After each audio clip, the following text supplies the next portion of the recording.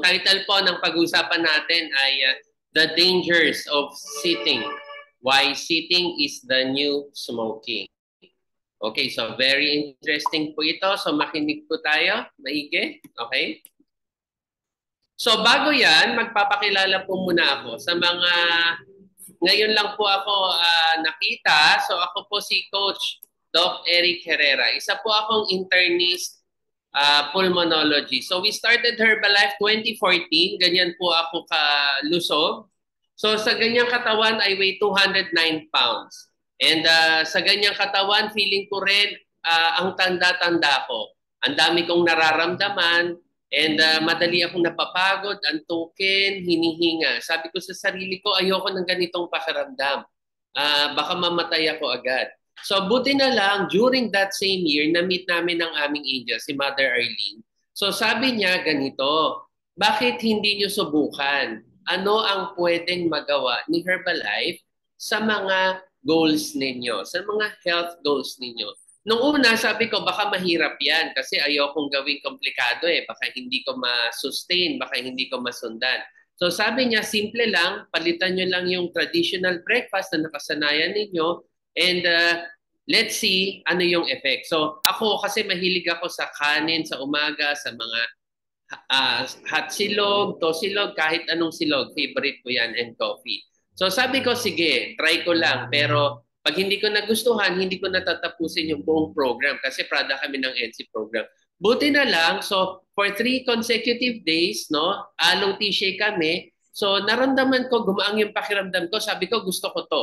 Kaya tinuloy-tuloy namin. So natapos kami sa nutrition club. And dahil sa sineryoso ko yung program, ayan, alam niyo ba naging resulta? I lost a total of 20 pounds at 4 inches sa aking waistline. Sabi ko, gusto kong gawin to. And doon nalaman namin after the program, aba, may way pala para makasave kami ng malaki. So yung tinatawag na 50%. So yung supervisor level. Kaya inattain namin yon in less than 2 months. Naging supervisor kami. And umattend din kami. After that same year, umattend kami. That same event na aatenan namin ngayon sa Thailand. No? Kaya sa mga excited kami bumalik doon, no, sa this coming May.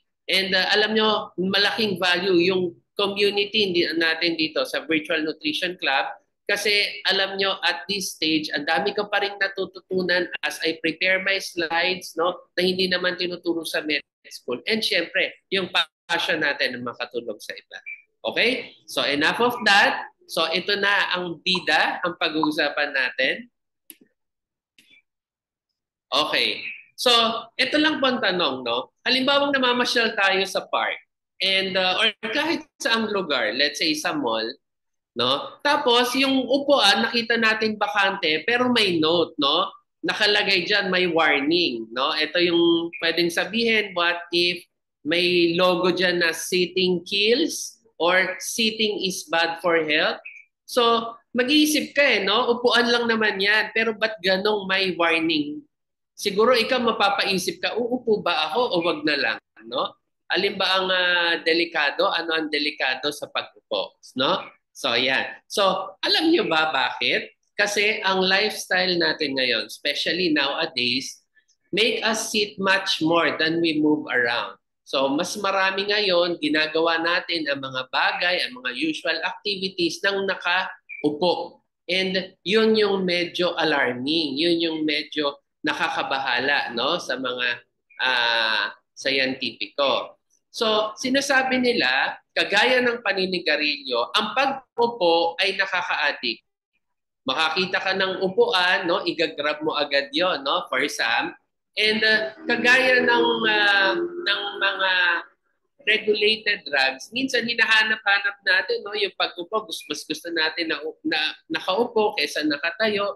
And despite kagaya ng paninigarilyo, despite na may mga warning signs, no, sa mga pakete na nakalagay, and siguro kung bibili tayo ng upuan or makakita tayo ng upuan sa paligid na may warning sign, siguro hindi rin natin yung papansinin, no? Kasi despite this, may naninigarilyo pa rin. And siguro despite that warning sign sa mga upuan, bibili ka ng bagong upuan, nakalagay, sitting is dangerous to your health, siguro bibilin pa rin natin. Pero kailangan natin maintindihan bakit nga ba.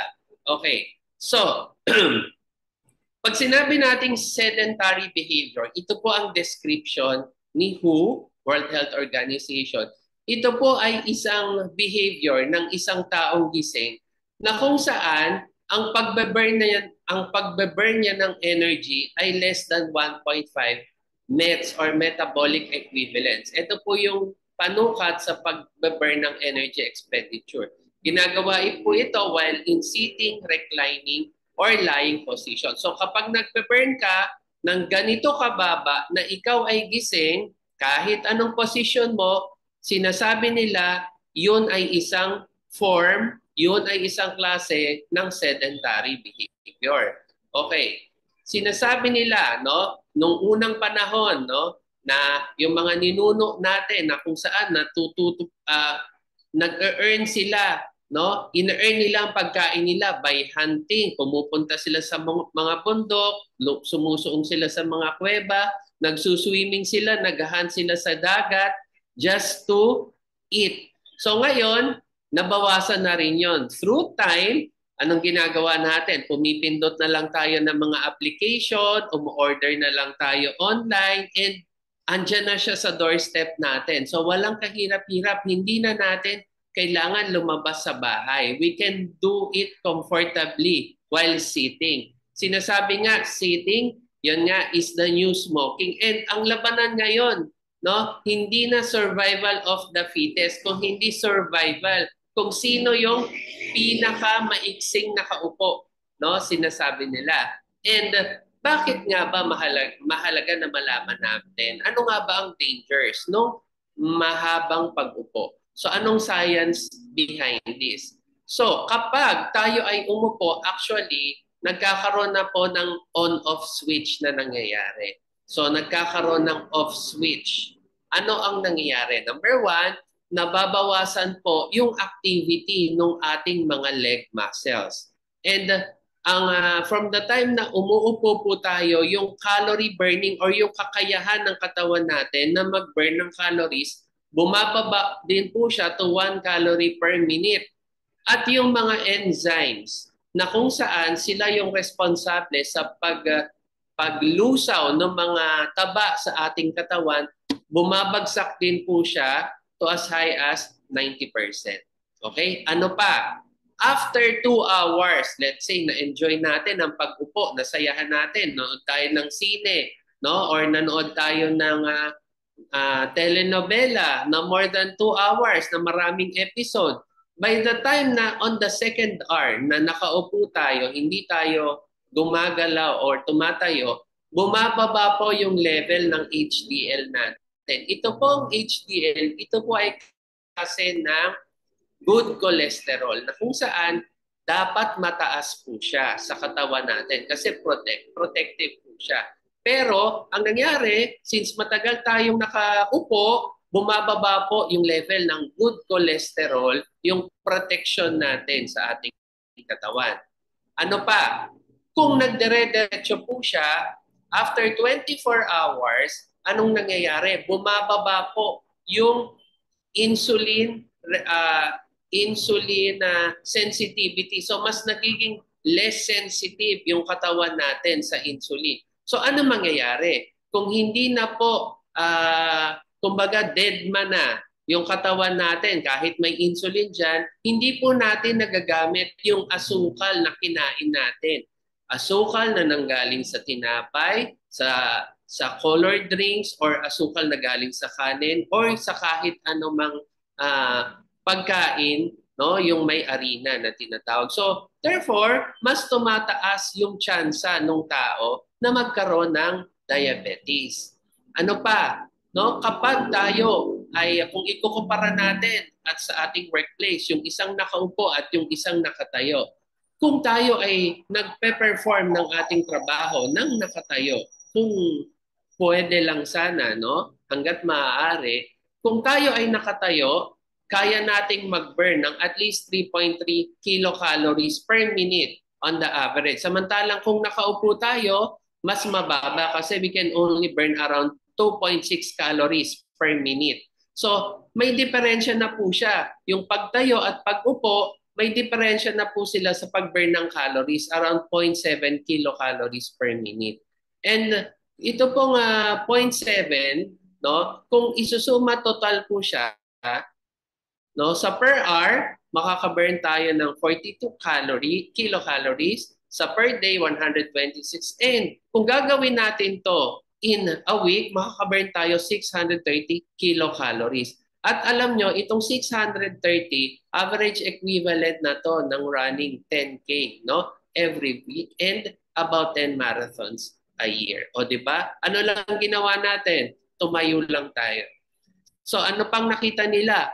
Yung mga tao na mas prone na nakaupo sa kanilang trabaho have twice the rate of cardiovascular disease kumpara dun sa people, dun sa mga tao na nakatayo. Okay. So sinasabi nila, ano ba yung kailangan? Sinasabi nila, nag-exercise naman ako or mag-exercise naman ako mamaya. Alam niyo ba ang sinasabi nila? Kung matagal kang nakaupo, let's say mga 8 hours, hindi kaya tumbasan ng exercise na gagawin mo mamayang hapon or kinabukasan, yung haba ng upo na ginawa natin. Ano pa? Kung mag-exercise naman tayo, kung gusto natin makatulong, ang kailangan, ang gagawin po natin, yung tinatawag na moderate intensity exercise. Gaano po siya katagal gagawin? Around 60 to 75 minutes per day para mabawasan yung dangers ng excessive sitting. Ano naman po ang example ng moderate intensity activities? Yung paglalakad ng mabilis. Yun ay one example. Yung pagbibisikleta, basketball, water aerobics, volleyball, hiking, skateboarding. So depende po dun sa age natin or dun sa capacity kung ano yung kaya natin na moderate intensity activity. Okay, alam natin, matagal na pong panahon ang dangers or ang pinsala na ginagawa ng paninigarilyo, napakaraming sakit ang binibigay po niyan sa bawat usok. So paano nga ba nagsimula? Actually, itong doktor na to, si Dr. James Libet, siya ang nag-point, no, na ang paninigarilyo at ang pag-upo ay kagaya ng paninigarilyo in terms of its bad effect sa ating katawan. So makikita nyo po ang isang tao, let's say na wala namang ginagawa at maghapon nakaupo for at least 8 hours a day, walang ginagawa, ay para na rin po or katumbas na yan ng isang taong naninigarilyo at obese, mataas ang risk factor nila in terms of death. So, anong ginawa mo? Naupo ka lang.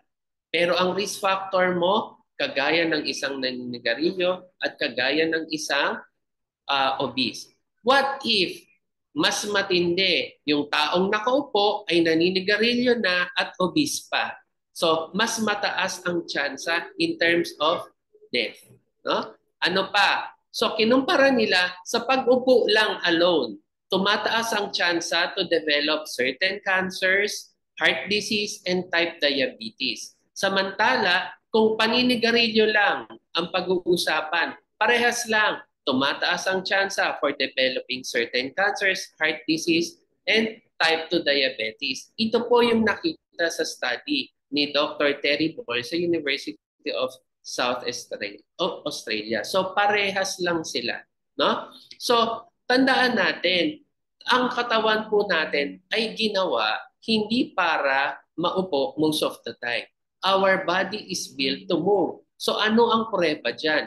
Binigyan po tayo ng 360 joints, no? Binigyan tayo ng 700 skeletal muscles. Binigyan tayo ng flexible na balat para gumalaw. Binigyan din tayo ng dugo na nakadepende sa proper movement, yung circulation. Kasi habang gumagalaw tayo, mas gumaganda yung circulation ng ating dugo. At yung mga nerve cells natin or yung signal ng mga electrical impulses sa ating katawan, nakadepende po yan sa movement natin. Kaya, anong kailangan natin? We have to move more. Tumatami po yung ebidensya na nagsasabi na ang prolonged sitting is harmful. Pero ito po ay isang element lamang, no, ng pagkakaroon ng sedentary lifestyle na dapat nating pag-usapan. Of course, sitting is not the only problem. So, kailangan din natin tignan yung ating lifestyle, yung ating kinakain. Hindi po siya simple na kailangan tatayo ka lang and okay na. But kailangan natin magkaroon ng unang hakbang to a healthier way of living.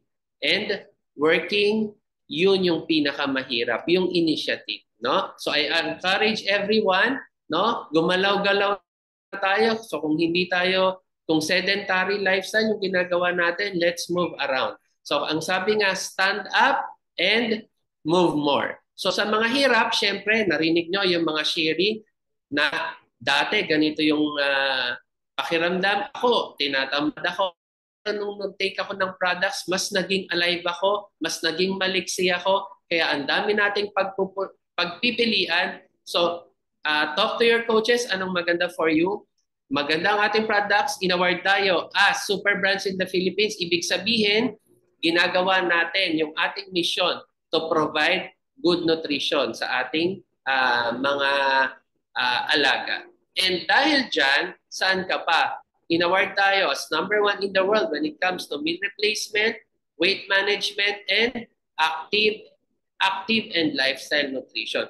Kaya habang nag-shake ka and habang ginagamit natin yung products, sabayan natin ng galaw pag hindi gumanda yung ating pakiramdam and yung ating resulta. And with that, thank you and see you again po next time. Back to you, Coach Merlin.